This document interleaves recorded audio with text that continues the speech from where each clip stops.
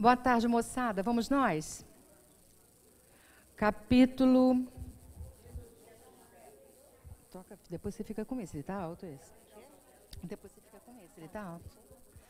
Capítulo diz... Alô? Psh. Capítulo... Oi, gente. Psh. Isso mesmo, bota a disciplina aqui. Ah, vou tacar o sapato, hein? Capítulo 17, sede perfeitos, parábola do semeador. Naquele mesmo dia, tendo saído de casa, Jesus sentou-se à borda do mar. Em torno dele, logo reuniu-se grande multidão de gente, pelo que entrou numa barca onde sentou-se, permanecendo na margem todo o povo. Disse então muitas coisas por parábolas, falando-lhes assim: aquele que semeia, saiu a semear. E semeando, uma parte da semente caiu ao longo do caminho, e os pássaros do céu vieram e a comeram. Outra parte caiu em lugares pedregosos, onde não havia muita terra. As sementes logo brotaram, porque carecia de profundidade a terra onde haviam caído. Mas levantando-se, o sol as queimou, e como não tinham raízes, secaram. Outra parte caiu entre os espinheiros, e estes, crescendo, as abafaram. Outra, finalmente, caiu em terra boa e produziu frutos, dando algumas sementes 100 por 1, outras 60 e outras 30. Ouça quem tem ouvidos de ouvir. Evangelho de Mateus, capítulo 13, versículos 1 a 9.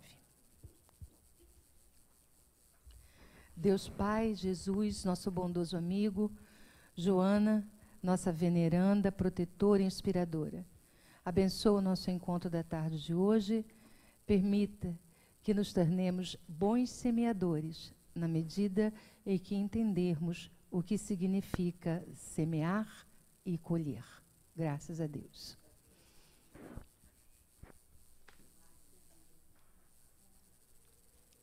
Oi, gente. Foi espirrar? A fome. Oi, Cami. Cadê o seu marido? Ah, tá. Pergunto mesmo. Gente, hoje a aula é chata. A aula é chata? Olha, hoje a aula é chata. Hoje é um tema... Eu não sei por que botaram esse tema aqui. Por quê, Cris? Ah, porque é um tema tão chechelento. Não é nada, chechelento nada. Olha lá, olha só, vou ler para vocês o tema. Ó. É chechelento nada. Olha que interessante, virtudes da alma. Conceituação e estudo das virtudes e dos pecados capitais, a mulher e o homem de bem. Não pula não.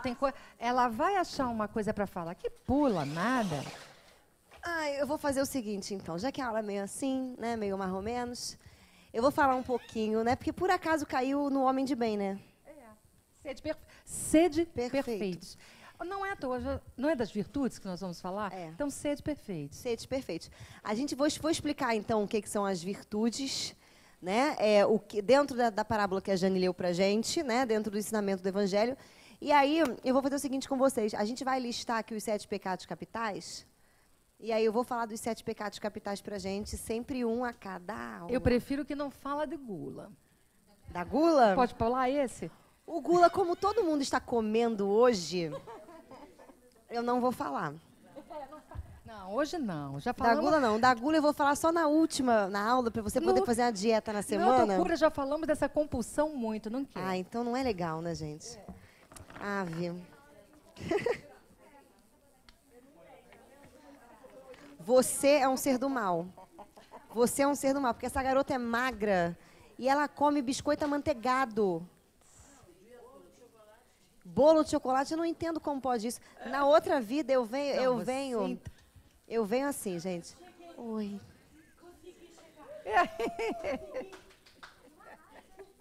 Tá um arraso, né?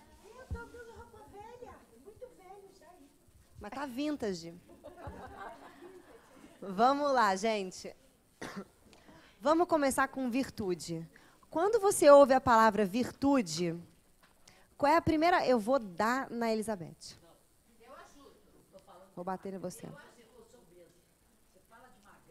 Ah, tá. Mas é porque para eu manter esse shape, amiga, eu tenho que comer 4 ovos antes de vir para cá, tá? Então, 4 ovos não são gostosos. Vamos lá. Né? É porque vocês não comem o ovo que eu faço. Mas vamos lá. Cru com epa. Cru não, né, gente? Cozido. Mas vamos lá. Mudando de assunto, entrando na aula. Não me desvirtuem. Quando a gente fala a palavra virtude, o que vem na sua cabeça? Adorei, adorei. Tem que ser o David, né, gente? O David chega chegando e solta um Maquiavel. Eu amo Maquiavel.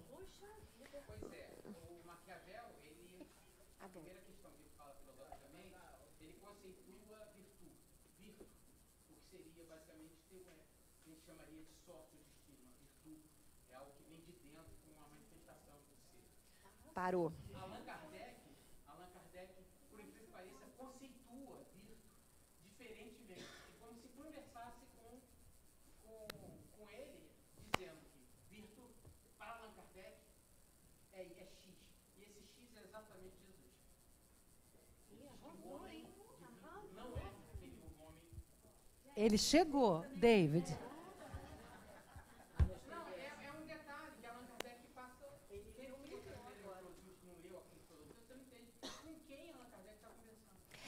Kardec não fala do homem Jesus, gente, ele fala do Cristo que Jesus representou. É o Cristo, que pra gente aqui é um arquétipo, tá? Cristo. Por quê? Porque a gente não pode confundir Jesus com aquilo que ele representa. Isso é um problema, tá? Porque aí você vai confundir, você não vai entender o conceito de Deus, você vai ficar mendigando as coisas para, você vai tratar Jesus, homem, como se fosse um Deus, e isso é idolatria. Tá? Mas enfim, não vou entrar nesse aspecto. Mas eu vou pegar, é outra aula, é outra coisa. Aliás, já falei disso aqui na aula passada, hein? Já falei. Vamos lá. Eu gostei o David acabou com a minha aula, porque eu ia querer que vocês falassem que virtude eram as coisas boas do ser humano, para eu dar um tapa na tua cara e falar que não é, entendeu? Tá vendo? Não é. Por quê? Porque quando a gente lê que você tem que trabalhar as suas virtudes, a pessoa delinquente acha que a virtude... Por que a gente é delinquente? Porque a gente aprende isso. Alguém interpretou errado, esse alguém era fofoqueiro, fofocou para todo mundo e o mundo inteiro pensa isso. Que virtudes são as coisas que você tem de... Cara, não. Parou. Virtude são as manifestações do seu ser. Por favor. Raiva é uma manifestação do seu ser? É uma porcaria na virtude? Obrigado. Graças a Deus, ama a sua raiva, tá? Por que eu estou falando isso para vocês? Porque a gente tende a achar que virtude são as coisas que a gente tem de bom e os vícios são as coisas que a gente tem de mal. Não. Virtude é qualquer coisa que exista dentro de você e que vai se manifestar, ser colocado para fora. Isso aqui são todas as qualidades que existem no mundo, todas as emoções que existem no planeta, no mundo. É tudo. Tudo. Sabe o self? Por isso que o David começou falando para a gente de Jesus, que Kardec diz, porque o Cristo é a própria representação da manifestação do self. E o self, para Jung, significa a totalidade. Então, virtude, criatura, é qualquer manifestação do seu ser. Qualquer uma, tá? Olha, qualquer uma. Vício é quando você está apegado numa porcaria de uma virtude. Entendeu agora? Eu tenho o vício. Vamos lá. Vício. Quando você tem alguma coisa que... Vício é o oposto da virtude. Por quê? Porque o vício é o apego a uma virtude. Então, vamos, por exemplo, que você tem a virtude de dar alfinetadas. Né? Porque dar alfinetadas, de vez em quando, é nice, é legal. Vou pegar Jesus dando uma alfinetada, tá? Chega Nicodemos com aquela cara, né? Aquela cara de cachorro que fez xixi na rua, sabe? Na chuva. Chega aquela cara, assim, aquele rabinho no meio das pernas e fala, ó, mestre, de noite, na calada da noite, para ninguém ver, porque Nicodemos tinha um nome a zelar, Nicodemos era tipo, né, um Justin Bieber, quem era Nicodemos, né? Era uma pessoa, né, um Tony Ramos, uma pessoa que não pode estar em qualquer lugar fazendo qualquer coisa. Aí vem Nicodemos, chega para Jesus e fala assim, mestre, aí que Jesus já deve ter pensado assim, ai, que falso. mestre. Falso, porque se tu fosse meu mestre, se eu fosse teu mestre, tu ia estar lá fazendo aquele negócio do fariseu? Palhaço, não ia. Mas não falou nada, Jesus calou. Aí ele virou, Nicodemos virou e falou assim, mestre, o que eu preciso fazer para ter a vida eterna? Aí Jesus, com a sua virtude de cutucar o alheio, falou assim, com a sua capacidade, falou assim, ora, mas você é um doutor da lei e não sabe? Resumindo, sua anta, você estuda 35 anos dessa porcaria da sua vida, mergulhado numa Torá, sai de casa, larga tudo, para vir me perguntar uma coisa que está escrita na própria Torá? Qual é o teu problema? Ele não entendeu. Aí, e ele fala exatamente isso. Ué, mas você é um doutor da lei e não sabe? É a mesma coisa que você espírita, sentado aqui. Luiz Mário está dando uma aula fantástica. Você pergunta assim para o Luiz Mário. Luiz Mário, eu não jamais faria isso, mas o Luiz Mário pode fazer. Mentira, eu faria. Né? Mas você pergunta assim, Luiz Mário, não sei o que lá. O Luiz Mário vira para você e fala assim, ué, mas você com 40 anos de espiritismo não sabe isso? São socos e cotoveladas, tá? Ou seja, isso acontece, isso é uma coisa boa, uma coisa ruim. Isso é uma coisa fantástica, porque quando você pega uma pessoa que está viciada no espiritismo, mas que não tem a virtude da espiritualidade, e você usa a sua capacidade de dar a cutucada no alheio, você faz aquela pessoa fazer o quê? Pensar. Então, isso é uma virtude. O vício, no caso, é você pegar uma virtude e você ficar pegada. Então, o vício é o apego a qualquer virtude que você tem, a qualquer coisa que saia de você, certo? Tem gente que é viciada em pensar. Sabe aquela pessoa que acha que só porque ela tem um intelecto maravilhoso, ela é um ser iluminado? É um demônio e tem um monte, né? Essa pessoa é viciada em uma virtude. Qual é o nome da virtude? O intelecto, a inteligência, certo? Foi, gente? Então, é isso que é virtude. Quando você lê o Evangelho, agora isso vai mudar a sua vida, tá? Quando você lê o Evangelho, você nunca mais na sua existência, porque se eu vi você fazendo isso num preparo, eu vou tacar meu sapato daqui da palestra na tua cabeça, você fazendo preparo. Ou se estiver fazendo a palestra. Quando você virar e soltar, virtudes são as coisas que a gente tem de bom, eu vou dar na tua cara, tá? O que vai acontecer? A partir do momento que virtude é a manifestação do ser, daquilo que vem de dentro do ser, que pode ser qualquer coisa, porque nós estamos falando da totalidade. Quando você entende que o homem de bem é aquele que manifesta as suas virtudes, é aquele que consegue manifestar aquilo que a gente chama de virtudes boas e aquilo que a gente julga erroneamente de virtudes más.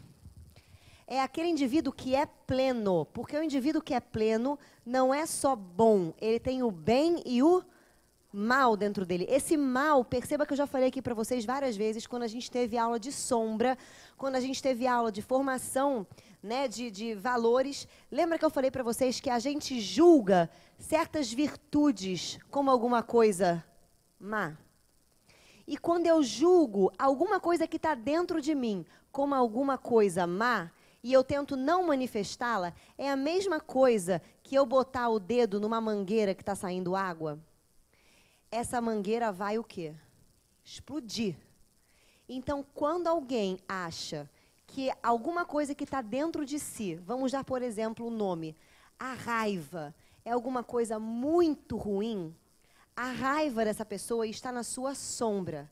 Portanto, cada vez que essa pessoa for irritada, a raiva vai dominá-la. E ela vai agir sempre sobre o impulso da raiva. Ela pode não retrucar, ela pode não falar nada, ela pode ficar quieta, mas a consequência disso, porque ela não pode ter raiva, ela vai desenvolver uma gastrite, ela vai desenvolver uma rinite, ela vai desenvolver uma cistite, tudo que acaba em ite, ela vai desenvolver. Porque é inflamação. É o fogo. Ela vai desenvolver, se não for doença, ela vai desenvolver um ressentimento, uma frustração inconsciente. As mulheres vão desenvolver a arte do gelo. Sabe o que é a arte do gelo? A arte do gelo é assim. O marido briga com a mulher simplesmente fica muda. Muda e com a cara da carranca da Bahia. Cega e surda, exatamente. Ela fica muda e ela fica ressentindo aquilo. E às vezes o cara, né, o homem, não tem ideia do que aconteceu. Todas as vezes, né, David? Todas as vezes, o santo do homem não tem ideia do que está passando na cabeça da mulher. E aí o que acontece? A mulher bate no homem, agride o homem, mas não diz assim, olha só, é isso.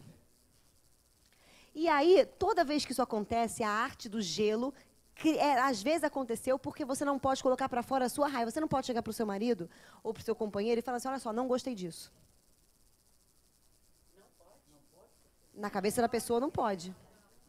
Estou falando que você não pode. Mas vocês estão entendendo o que eu estou querendo dizer? Então, o que acontece? Toda vez que alguma virtude minha é julgada como má, eu só consigo ver um lado da moeda dela. Toda virtude que a gente tem, ela é necessariamente neutra.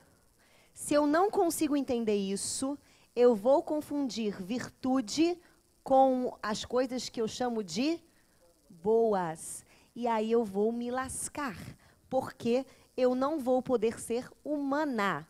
E o ser humano é uma moeda que tem cara e coroa. O Deus tem cara e coroa. Deus tem yin e yang. Deus tem força feminina e masculina. Deus é bem e Deus é o mal. Deus é. A gente falou isso aqui nas aulas passadas, né? Que Deus não é aquele cordeiro bonzinho que a gente pensa que ele é, não. De vez em quando ele lança uma tsunami para dar um cega-leão na galera. E de vez em quando, não. De vez em quando ele, né, tá com o Papa Francisco para dar alegria para a gente. Então, vai depender da sincronicidade. Lembra que a gente falou do equilíbrio? Vai depender de cada um, vai depender de um monte de coisa. Então, virtude é qualquer coisa que saia de você. Se você agora cutucar o seu olho e sair uma remela, esta remela é uma virtude, tá? Porque saiu de você. É sério. Sim. É isso. Ótimo.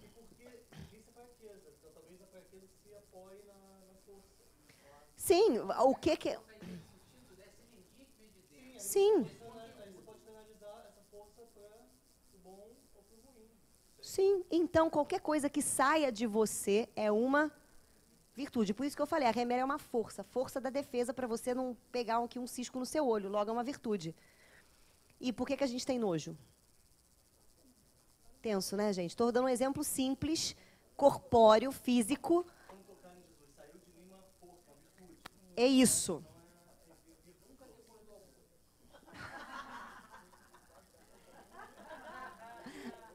Foi, gente? Foi? Fala comigo. Foi. Eu não vou voltar aqui, tá? Então, o que vai ficar na sua cabeça? Não confunda virtude com coisas... Espera aí que tem a fotinho.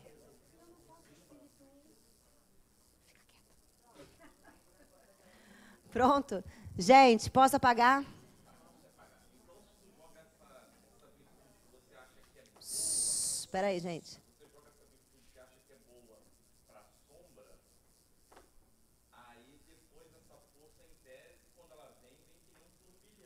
Vem, é isso. Você quer ver uma coisa? O que a gente joga para a sombra? Eu gostei muito do que você falou, que eu vou dar exemplo aqui para a gente, tá? Ó, eu vou recapitular o que a gente falou já nas aulas da sombra, porque a gente fica pensando que na sombra só tem as coisas ruins nossas, mas não tem, não. Olha só, você é uma criancinha lá na sua família, tá? Você começa a criança, ela manifesta a sua virtude de que maneira? O que significa essa pureza que Jesus colocou? Vinde a minhas criancinhas, porque elas têm o coração puro. A criança manifesta suas virtudes sem julgamento. Como assim a criança manifesta suas virtudes sem julgamento? Vou dar um exemplo para você, e todo mundo já passou por isso. Sabe aquela criança que você vai chegar para ela e vai falar, ai, como você é bonitinho. Ela vira na sua cara e fala assim, você é feia. E ela não tem intenção de te ofender. Ela simplesmente está constatando um fato. Sim. Às vezes ela está constatando um fato, você é feio. Ou às vezes ela tem um gosto que não é muito bom. E aí ela acha você feio, mas acha o cara que é a cara do Cruz Credo bonito. Então, assim, a criança... Você quer ver outra coisa que a criança faz? Todo mundo já passou por isso. Quem tem filho, então, é maravilhoso. Você chega para a criança está 2 horas fazendo alguma coisa num lugar que ela está feliz da vida. Chega para ela e fala, o que você está fazendo? Mãe, descobri que aqui é muito bom. E ela está se masturbando. Juro por Deus, gente. A gente já dá uma risadinha porque é tabu, né? Mesmo porque às vezes você fez isso. E aí, quando a sua mãe viu você fornicando no sofá ou fazendo alguma coisa, ela, garoto, nananã. Então, assim, a criança, ela faz isso. A criança, quando está descobrindo o seu corpo, chega para mim e fala, mãe! Aí a criança nunca consegue chegar assim, pô, mãe, né? Ela tem que chegar assustando, né? Então, a criança chegou, mãe, desesperada, e conta, por exemplo, os meninos contam, mãe, olha, né? O meu pênis fica duro. Não fala assim, mas fala. E a mãe fala o quê para a criança? Ai, credo, guarda isso que eu não posso ver. A mãe fala, filho, olha que magia, né? Faz mais coisas também, mas não vou te contar. Ou seja, então, às vezes, gente, isso que a gente está falando acontece. A criança, ela vem sem o quê? Sem julgamento, ela vem e fala. Aí você começa com a maldita educação. Aí vamos supor que você comprou um brinquedo novo. E o seu brinquedo novo, você é uma criança que você não tem muito apego no começo. Aí você vai para a escola e leva o seu brinquedo novo. Aí a sua mãe vira para você e fala assim, não empresta para ninguém para não estragar. Por quê? Porque o seu brinquedo deve ter custado R$300, igual a minha bola de cristal que eu nunca pude ter. Sim? E aí, se alguém quebrar aquele brinquedo, você vai vir chorando querendo outro. E eu não vou gastar R$300, porque uma Barbie custa R$300, é um assalto. E eu não vou dar outra Barbie para você. Então, você não empresta para ninguém. A criança aprende que a capacidade dela de emprestar é ruim. Aí, o que fica na sombra dela? Às vezes, a generosidade. Ou, por exemplo, porque ela não pode. Porque ela cria um julgamento. Ela aprende. Então, tudo aquilo que a gente aprende, como sendo aquilo que nós somos. Como assim? Sabe aquela criança que é muito agitada? Muito agitada. E ela ouve coisas assim do tipo, para quieta, você não para quieta, fica quieta. Nossa, você é muito agitada, você é muito ansiosa, você não fica quieta nunca, você vai me dar trabalho. Aquela criança que ouviu isso a vida inteira, ela se torna um adulto e ela fica horrorizada quando ela ouve alguém chegar para ela e falar assim, nossa, como você é calma. Ela não se vê calma. E nós somos tudo. Então, a calma também está na criança agitada. Só que a criança que é agitada não pode se ver calma, porque ela não é assim. Vou dar um exemplo para vocês aqui, real, tá? Eu tenho uma paciente que tem uma filha que tem TDAH. E essa semana ela virou para mim e falou que a menininha chegou para ela e falou assim, mãe, eu não quero mais tomar remédio. Porque a menina toma remédio e fica como? Calma. Ela consegue conversar com os amiguinhos, ela consegue fazer o dever de casa, ela consegue ir na escola, as amigas ficam mais amigas dela, porque ela não fica em excesso. Ela simplesmente chegou para a mãe e falou assim, eu não quero mais tomar esse remédio, porque eu não quero deixar de ser eu. De tanto que ela ouviu que ela não é uma pessoa calma, quando ela se vê calma, ela não se reconhece. Então, as coisas boas, como nosso amigo falou, podem estar na nossa sombra. Porque a gente julga como aquilo não pertencendo a nós, ou não sendo a gente. Todo mundo olha para Chico, olha para Jesus, e tem uma frase que eu odeio, que as pessoas falam assim, mas é Jesus, né? E cada vez que você fala isso, mas é Jesus, né? Significa que Jesus tem coisas que você não tem. E isso é verdade? Não. Então, por que você fala isso? A gente não pode se comparar com Jesus. Lógico, Jesus é um ET, Jesus é uma criação demoníaca do Senhor, entendeu? Jesus tem coisas que você não tem. Jesus tem as mesmas coisas que você tem. Por que eu não posso me comparar com ele? Se ele tem um selfie, se ele é filho do mesmo Deus que eu, se ele tem tudo, se eu tenho tudo. A diferença é que em Jesus a virtude está conscientizada. E na gente a virtude ainda não está conscientizada. Também. Também pode ser conscientizada, porque realizada, às vezes você realiza, mas você não conscientiza. Você bota. Não, se você está usando então o sentido de uma palavra. Realizar pode ser botar para fora. Mas no sentido que você está usando, eu entendo. Eu entendo de onde você está tirando isso. Nesse sentido, pode ser. Vamos lá. Foi, gente? Foi? Então, na sombra, tem coisas o quê, gente? Boas e más. Sim? Que a gente julga. Porque, na verdade, tudo que está na sombra é neutro. Cadê o neutro que eu escrevi em algum lugar? Apaguei. Tudo é neutro. Foi? Beleza. Alguma dúvida? Então, um homem ou uma mulher de bem, quem seria o homem ou uma mulher de bem?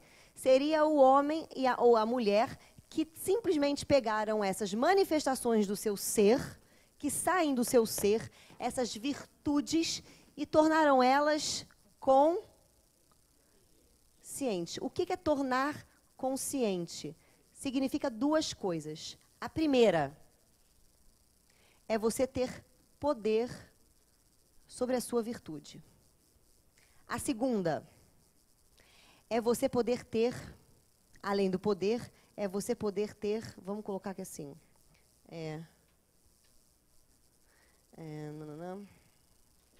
autonomia em relação a ela. Aqui eu vou colocar como autocracia, aqui autonomia eu vou botar como liberdade. Vou explicar. Muitas das vezes, nós temos uma virtude, essa virtude está dentro da gente, mas a gente não tem poder sobre ela.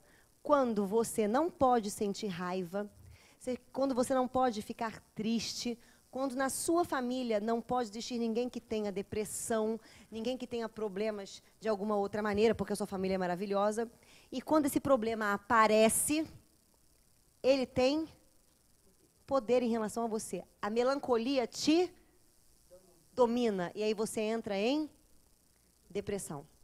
A ansiedade e o medo te tomam, e aí você vai desenvolver uma síndrome do pânico. A raiva te domina, você vai manifestar uma agressividade ostensiva. Foi? Então, quando eu não tenho poder sobre a minha virtude se transforma num vício, numa fraqueza. Caramba, né? Foi, gente? Estamos entendendo? E aí o que acontece? Como eu não tenho poder sobre a minha virtude, eu tenho liberdade em relação a ela? Eu passo a ser escravo de mim mesmo. Foi? Como é que eu passo a ter poder e liberdade em relação a uma virtude? Só existe uma única maneira. Só tem um único caminho. Não tem o que você fazer, nem se você quiser. Não tem uma magia, não tem um passe que te solucione, não tem nada. Só tem uma única maneira. O caminho é um só. A única maneira de você transformar as virtudes, você dar consciência, transformar a virtude em conscientização, é o caminho do autoconhecimento.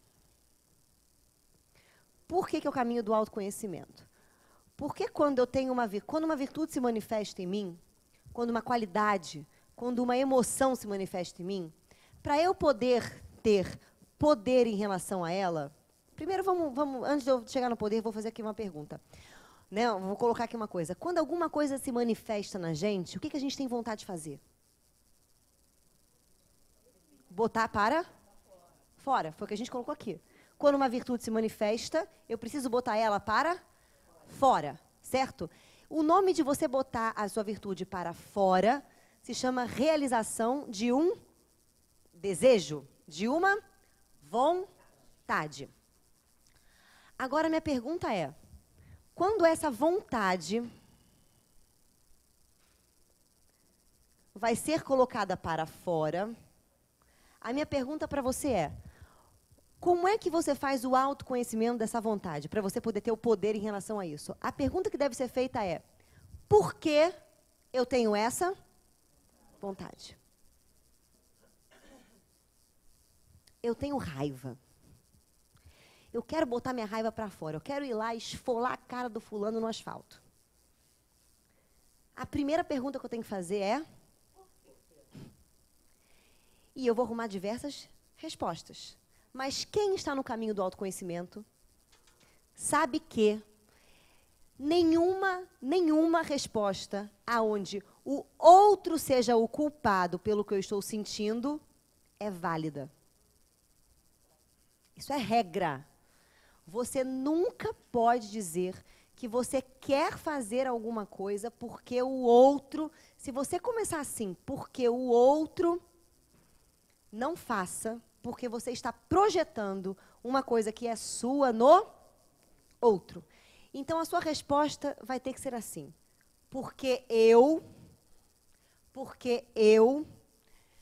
quero esfolar a cara do fulano no asfalto. Por quê? Porque eu me feri com o que ele disse.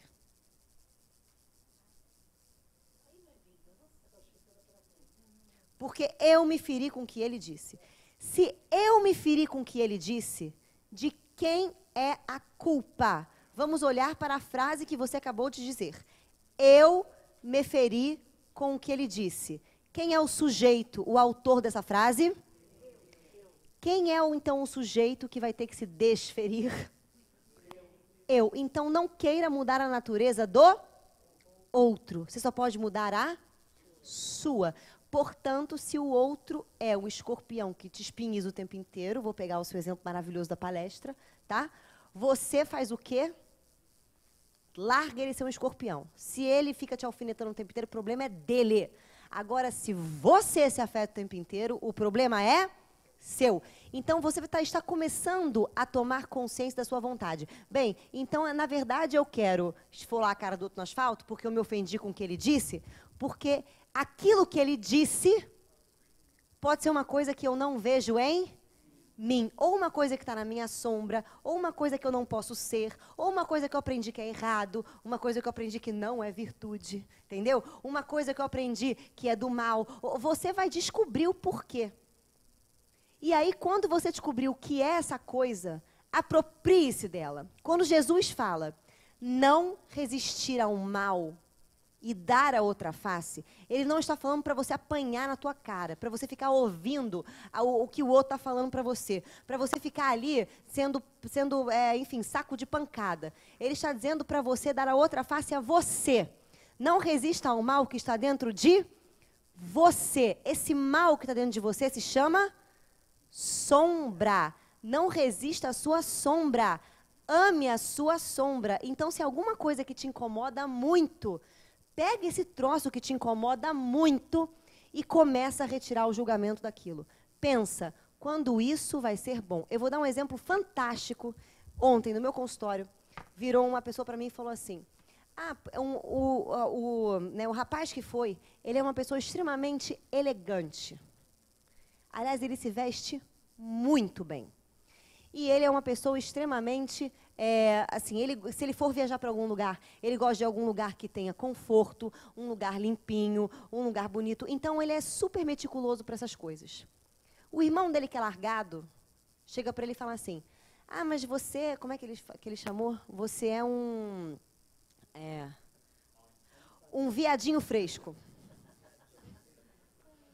E aí, ele conversando comigo, ele falou assim, eu me irrito porque eu não quero ser um viadinho fresco. Eu falei, meu filho, aí está o teu problema. Mas você é um viadinho fresco. Aí ele olhou assim, como assim? Eu falei, quando que ser um viadinho fresco é bom? Aí ele, não é bom. Eu falei, olha só, vamos lá. Os homossexuais, que são os teoricamente viados, é o povo que mais se veste bem, que mais têm bom gosto, têm um dinheiro muito bom, são homens que são extremamente metrosexuais, têm uma beleza linda, e todo homem gostaria de ser um David Beckham, né? Que é um viadinho fresco. Né? Aí ele ficou me olhando assim, eu falei, e além do mais, o viadinho fresco, por ele ser fresco, e essa é a maior qualidade dele, ele não viaja para a Europa e entra em perrengue de albergue, entendeu? Ele não vai ficar em perrengue nas viagens que ele vai fazer, ele não vai levar uma mulher maravilhosa numa praia linda que não tem um banheiro decente, ele vai simplesmente ter qualidade, então seja um viadinho fresco. Aí ele me olhou assim, falou, até que é bom ser viadinho fresco. Eu falei, até que é bom ser viadinho fresco. E aí, essa sombra se desfaz. Eu paro de lutar contra o meu lado viadinho fresco e assumo. Então, às vezes, eu não fico nem tão fresco, nem tão viadinho, e nem tão homem, nem tão xixelento, nem tão não sei o quê. Eu simplesmente vivo bem com isso. E se alguém me chamar de viadinho fresco, eu olho e falo o quê? Sou. E sereno. Foi? Fica à vontade. Se for para mim, eu estou no banho. Ai, a Globo ligando para ela, gente. Próxima novela. Vamos lá. É cobrança. Então, desliga. Vamos lá. Então, gente, isso foi mel na chupeta? Isso é roteiro de autoconhecimento. Se você quiser se você quiser saber qual é a melhor defesa que existe no mundo, eu vou te dizer. A melhor defesa que existe no mundo é não se ofender. E você só não se ofende quando você ama dentro de si o menor. E aí eu vou ler uma coisa para vocês, que eu gosto muito, que é de Jung. Ele tem uma frase que eu amo muito, que ele fala o seguinte, vou pegar aqui para vocês. A melhor defesa é a não ofensa. É uma coisa muito amarga viver em fuga de si mesmo. E viver consigo mesmo exige uma série de virtudes cristãs, que nesse caso precisamos aplicar a nós mesmos. São elas: paciência, amor, fé, esperança e humildade. Certamente é uma grande coisa presentear o próximo com isso, mas logo o demônio do autorreflexo nos bate nas costas e diz, bem feito. E como isso é uma grande verdade psicológica, para muitas pessoas ela precisa também ser virada ao contrário, para que o demônio tenha algo a criticar dela. Mas será que nós nos sentimos felizes quando temos que aplicar essas virtudes a nós mesmos? Que virtudes? A paciência, o amor, a fé, a esperança e a humildade? Aí ele fala assim, e quando sou o receptor da minha própria dádiva? Ou seja, quando devo adotar aquele menorzinho que vive dentro de mim, a sua sombra? E quando devo reconhecer que eu mesmo preciso da minha paciência, do meu amor, da minha fé e até da minha humildade? Sim, quando reconheço que eu mesmo sou o meu próprio demônio, meu oponente, e que, sobretudo e sempre quero o meu contrário. Podemos realmente carregar a nós mesmos? Não devemos nunca fazer ao outro o que faríamos a nós mesmos? Isso vale tanto para o bem quanto para o mal. O que ele está querendo dizer? Será que você... E aí ele está fazendo uma crítica com as Fantástico. Ele fala assim, as pessoas querem ser boas para as outras, querem fazer o bem para as outras, querem ser caridosas com as outras, querem amar o próximo, mas não amam a sua própria sombra. Mas não amam o seu próprio inferior. Mas não amam o seu próprio demônio. Não integram a sua sombra. Elas fazem bom karma. O que é bom karma? São coisas boas.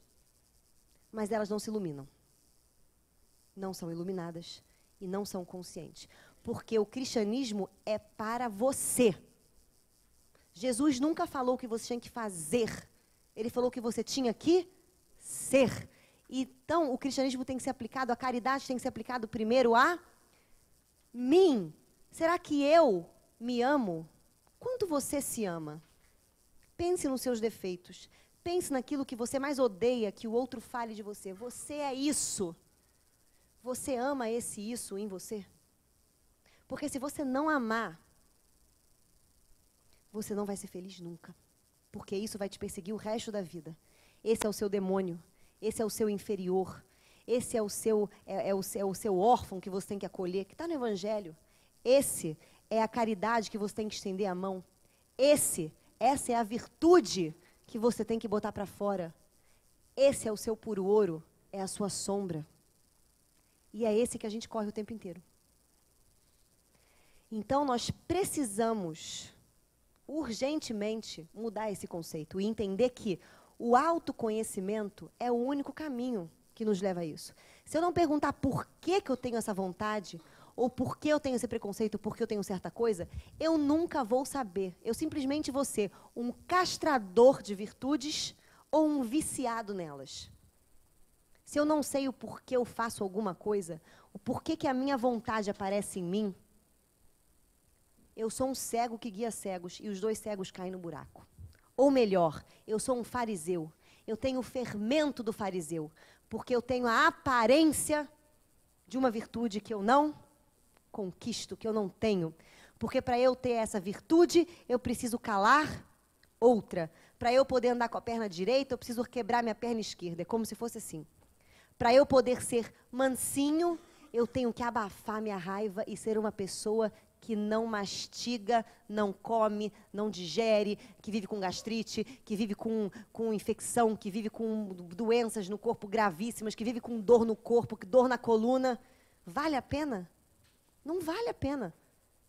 Mas a gente gosta da aparência e não da essência. Então, é isso aqui que a gente está falando. Para você ter poder sobre a sua virtude, você tem que saber o porquê você precisa ter essa vontade de manifestá-la.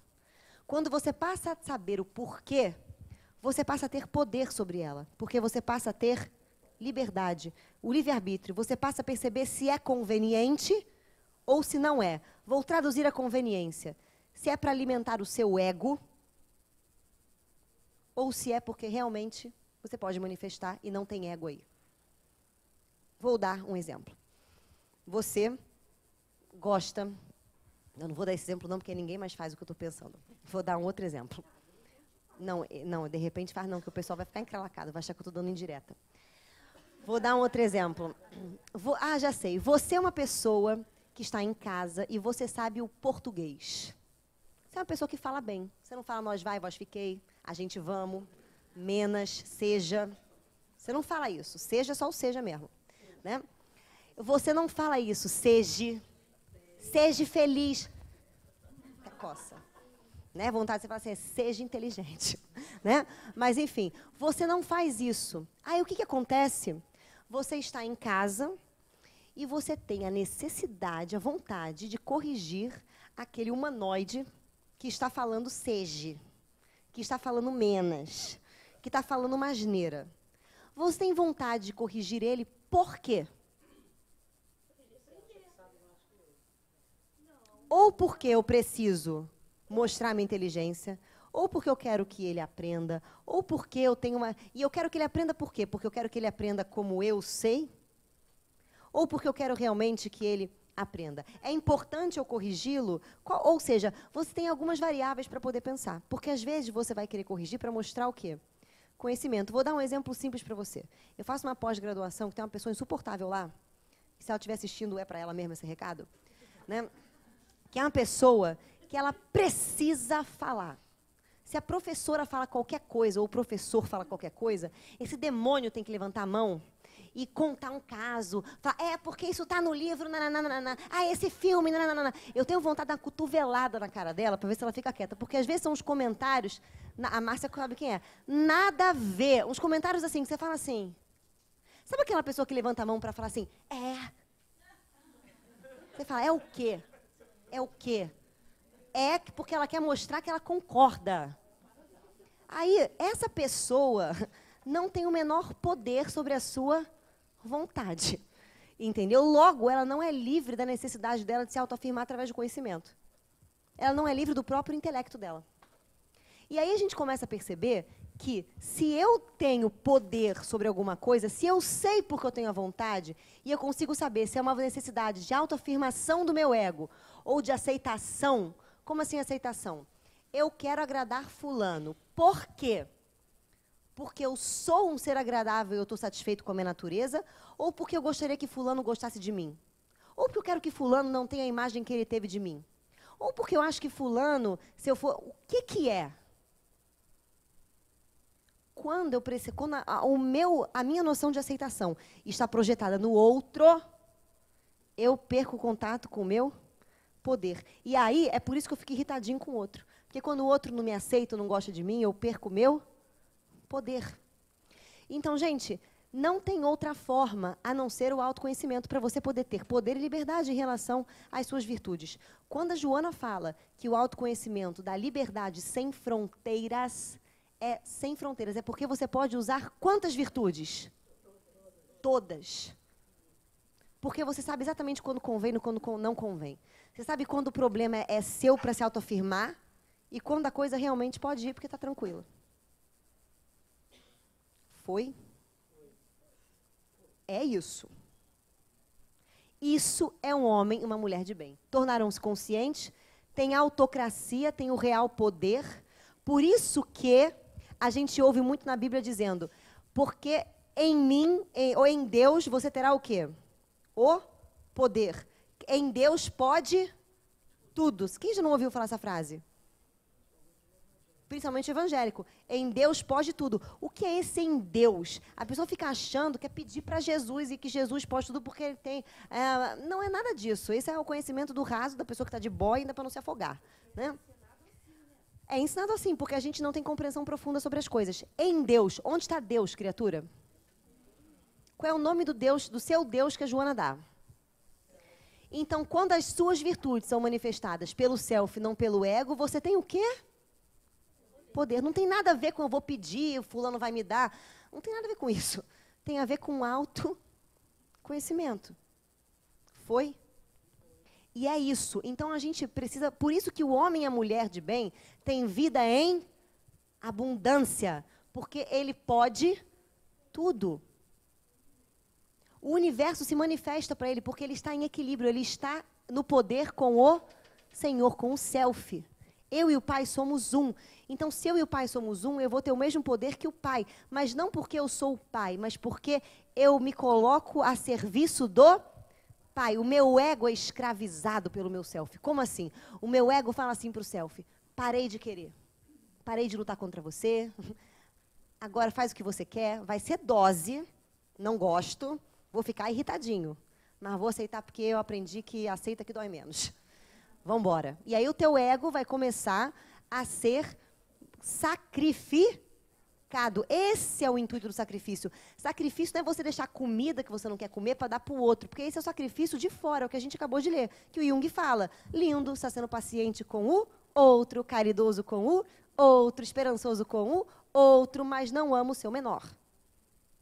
Sacrifício é tornar sacro, santo, o seu ofício, o seu trabalho. E que trabalho é esse? É o trabalho do ego. O ego tem que se tornar santo. E ele só se torna santo quando ele se torna servo. Servo de quem? Do self. Para isso, eu tenho que saber porque eu tenho as minhas vontades. Para poder ter o real poder. Quando você sabe do porquê é que você tem as suas vontades, quando você tem poder, ninguém tira o seu poder. Então, se a pessoa virar para você e falar assim, me dá o seu manto, você dá o manto. Anda 1000 léguas, você anda 2. Entenderam? Mas só se você tiver. Se você não tiver, não dá o manto não. Dá um tapa na cara da pessoa, fica com o seu próprio manto, vai fazer uma terapia, vai se autodescobrir, depois você dá. Porque você vai dar um manto e vai ficar remoendo esse manto até você desencarnar, vai para o umbral, vai atrás do manto, vai para a mesa mediúnica, vai reencarnar com a pessoa que roubou o seu manto, e aí começa a história inteira de você atrás do maldito manto. Só se você tiver... Você quer ver uma coisa? Eu vou dar um exemplo para vocês. O meu namorado, quando assim que ele veio do Canadá para cá, ele estava andando na rua e aí passou um molecote lá de rua, sei lá, e roubou o telefone dele. Aí ele me ligou para me contar esse fato. O bichinho é faixa preta de karatê, né? Porque você não deu uma porrada no cara, né? Não deu um pedala Robinho. E aí ele falou que ele ficou tão sem reação que ele não fez nada, deu o telefone. Aí eu falei para ele, tá, e aí, o que você vai fazer? Não, já falei com meus pais, sei que não sei o que lá, e aí tal, como eu estava sem dinheiro aqui, não sei o que, vão mandar o telefone, patatá, patatá. Sabe quanto tempo durou esta bendita história desse assalto? Até hoje ele fala assim para mim, quando eu lembro da cara daquele menino, eu tenho vontade de bater nele. Mas não passou. Sabe por quê? O que ele tirou dele? Poder. E aí você vê, né, que as pessoas são assim. Quantas vezes o marido não tira o poder da esposa? Como? Ah, você aprendeu na sua família tradicional que as mulheres têm que arrumar a mesa para o marido e fazer não sei o quê, e as coisas, e você não pode, né, mandar o seu marido catar um coco, porque se você mandar catar um coco, tem outras que vão pegar ele, o coco, entendeu? E você vai ficar sozinha. É, gente. E aí acontecem milhões de crenças que a gente tem. Aí a mulher, quando ela entra no relacionamento, ela entra igual cachorro com o rabo no meio das pernas, e fica ali querendo ajudar, e fica a mãe do cara. Aí o homem, não, se ele quisesse casar com a mãe, ele casava com a própria mãe dele, que é a melhor que tem. Aí você vira mãe do cara, não sabe por que depois toma um pé na bunda. Aí a pessoa fica, mas é porque... E aí ela fica com uma raiva frustrada, né? E às vezes guarda essa raiva a vida inteira. Mas não consegue ter poder. Porque o homem tira o poder dela. Às vezes, a sociedade tira o nosso poder. O centro espírita tira o nosso poder. Como assim? Ué, se a gente não entende o evangelho e a gente começa a se castrar para um monte de coisa, você perde o seu sem saber por quê. E aí a gente não sabe por que dá errado, por que a pessoa fica perturbada, o nome fica para mesa mediúnica, né? Fica um tratamento de cura 10 mil anos, não cura nunca, não cura nunca, mas tá lá, toma passe, fica bêbado de passe, né? Aí trabalha, não sei o quê. Aí você fala assim, amigo, porque Jesus não veio explicar como é que é uma religião formal. Ele não veio falar para você, ele veio simplesmente mandar você parar de ser louco e se conhecer. Ele veio falar isso para você. Então, a gente precisa, isso é um homem e uma mulher de bem, é um homem que sacou, entendeu esse negócio da virtude? Botou no seu eu, entendeu que tudo é neutro, que tudo que sai de você é virtude, espirrou uma virtude, entendeu? Que meleca, virtude, entendeu? Um amor, né, uma perda do coração, uma virtude, né, um tapa, uma virtude, né? Porque de vez em quando você tem que virtuar, né, o seu filho pequeno, cala a boca pra criança, né? Você tem que dar sacudida na criança. E você que foi sacudido, por exemplo, eu já apanhei de frigideira. E eu não morri. Apanhei de frigideira e minha mãe ainda ficou rindo da minha cara, porque ela achou engraçadíssimo ela dar uma frigideirada na minha cabeça. Ficou rindo. E eu assim, mãe, você me bateu de frigideira, mas você estava falando muito alto. Mas, mãe, Iraci é muito doida. Então, assim, Não, mas é ótima. Assim, ela conta a história, deve ser muito doida, mas ela era uma santinha. Quem? Tu. Eu? É. Meu bem, se eu não fosse santa, eu ia morrer, perder a encarnação, né? Eu não ia chegar nem na metade, né? Mas aí a gente começa a perceber o seguinte, que ninguém morreu por conta disso, né? Mas tem aquela criança, aquele jovem que fica guardando aquele ressentimento de apanhado com a frigideira, que vai ver um negócio que não sei o que não ama a minha mãe, que eu não me dou bem com a minha mãe, que eu odeio minha mãe, que a pessoa é louca. Né? Na verdade, ela não está bem com o próprio inconsciente dela, porque a sombra o poder está no inconsciente. E mãe é o símbolo do inconsciente. Quando a pessoa acha que a mãe é perseguidora, o problema dela está dentro dela. É a cabeça dela, é o inconsciente dela. O inconsciente é maternal, é feminino. E ele se projeta para todo mundo na forma da mãe. E aí a gente começa a perceber... Oi? Não, gente, a mãe ela só é espelho, né? É a mãe esperta, ela sabe que aquilo não me pertence. Entendeu? Ela não dá muita corda. Mas a mãe louca fica, isso é meu filho, que eu feri meu filho. Senhora, seu filho vai se ferir sozinho, né? Com você de mãe ou com a senhora louca mãe. Então, mas vamos embora. Isso foi, gente? Beleza? Então, virtude é qualquer coisa que saia de você. Um homem e uma mulher de bem são aqueles indivíduos que conseguem ter consciência sobre a sua virtude. O que é ser consciente? É ter poder sobre ela e ter liberdade. Foi mel na chupeta. Estamos na hora. Facinho, facinho. Eu falei que ela não era muito tranquila, né, mais ou menos. A próxima vez eu prometo que as próximas aulas serão melhores. Vamos falar sobre os 7 pecados capitais. Vamos lá, gente. Alguém tem alguma pergunta, quer mandar um recado? Aproveita que vai para a internet, você pode mandar um recado para o seu tio. O pai é a educação, é a sociedade, entendeu? São as crenças, o pensamento. O pai é o logos. A mãe, eu falei para você que ela era sentimentos e emoções. Qualidades e emoções, que é tudo abstrato. O pai é a maneira que você pensa sobre isso. Esses são os julgamentos.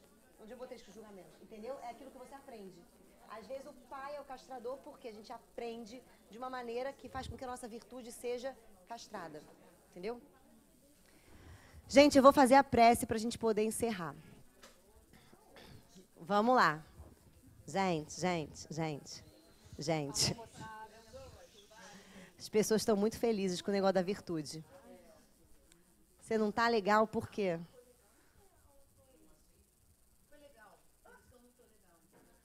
Ah, tá. Então eu vou achar que isso é bom, né? Porque a gente sai daqui com aquela minhoquinha, entendeu? Agora, enfim.